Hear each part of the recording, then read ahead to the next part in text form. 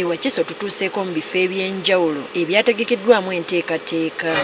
Ebifo ebimu abantu babadde bamuswaba ate ebirala nga bajjumbidde. Waliwo abeemulugunyizza ku lugendo abantu lwe balina okutambula okutuuka mu bifo ebyateereddwawo.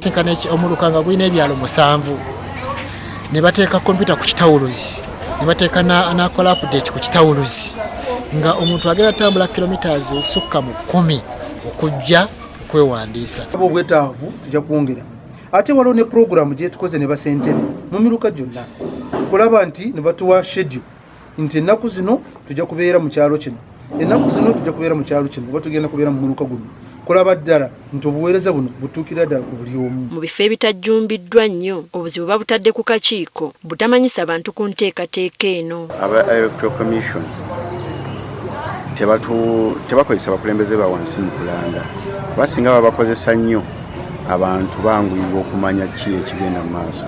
Era olwaliro nakobengana eri mukulembeze naye nange ekibuddeko obugwi nga bazze ne baga okuba nti obukulembeze nga ffe twetaaga abantu baffe bewandiise bajje ne tuteekamuko ku obulangulango era butamanyire nga abantu tebana bakutegeera bulungi nti oba okukyusa enkaayana kwa leero. Atwala ebyokulonda mu Wakiso asabye bannabyabufuzi okuyambako akakiiko k'ebyokulonda mu nteekateeka eno. Abantu bonna mujje tukakase ebitukwatako mu nkalala z'abalonzi.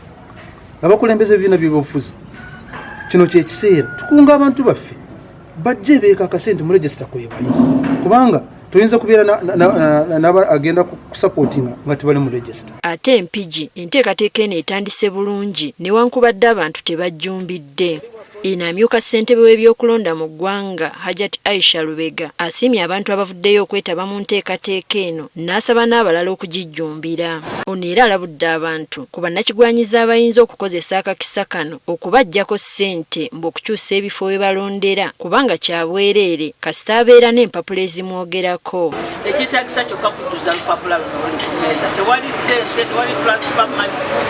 Twabeera n'omu ku basaba ssente kubanga akyusa wakulondera kya bwereere.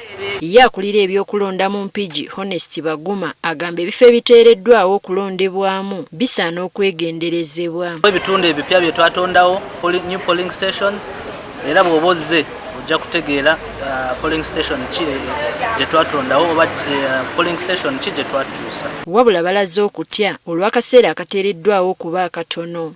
Ennaku 20 kumpi ntono nnyo. Tusaba process eno ebeere ng'egitwongererako babeerenga bongezaayo ennaku. N'emityana embeera yaayo teyawukanye nnyo anti ebifo ebisinga ebyateereddwawo okutereza enkalala abalonzi tebalabiseeko. Mu bifo nga Butega, Pida, Namukozi, Busimbi n'ebirala.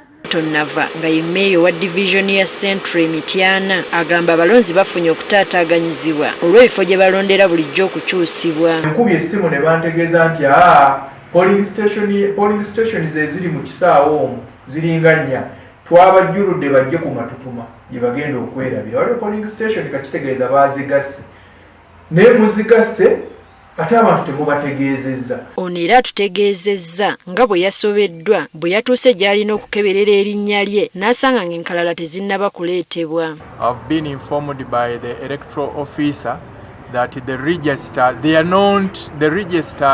are not yet at the polling station. Okutereza enkalala kwa kugendera ddala okutuusa nga 10 omwezi ogujja.